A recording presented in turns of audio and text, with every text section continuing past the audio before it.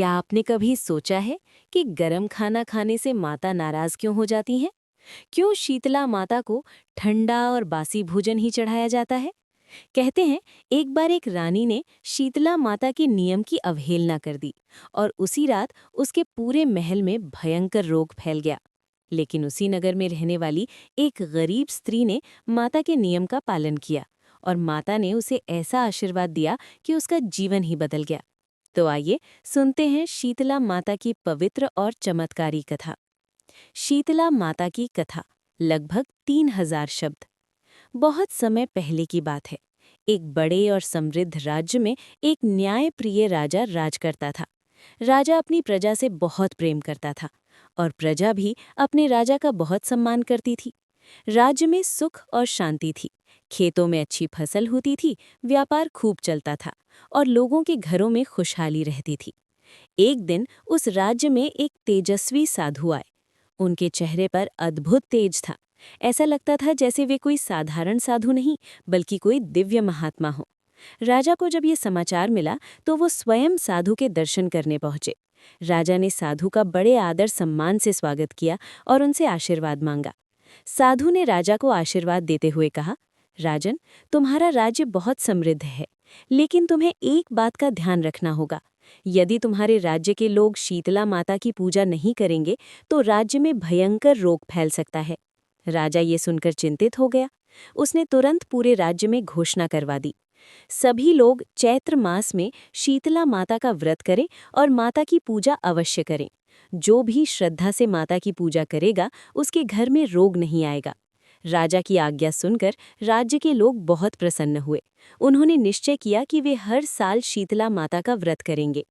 शीतला माता के व्रत की तैयारी। समय बीतता गया और चैत्र मास आ गया। पूरे राज्य में शीतला माता के व्रत की तैयारी होने लगी।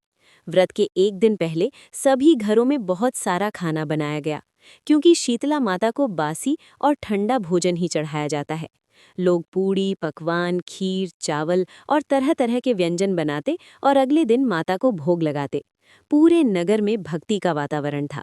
राजा की रानी। राजा की रानी बहुत सुंदर थी, लेकिन उसे इन धार्मिक नियमों पर अधिक विश्वास नहीं था।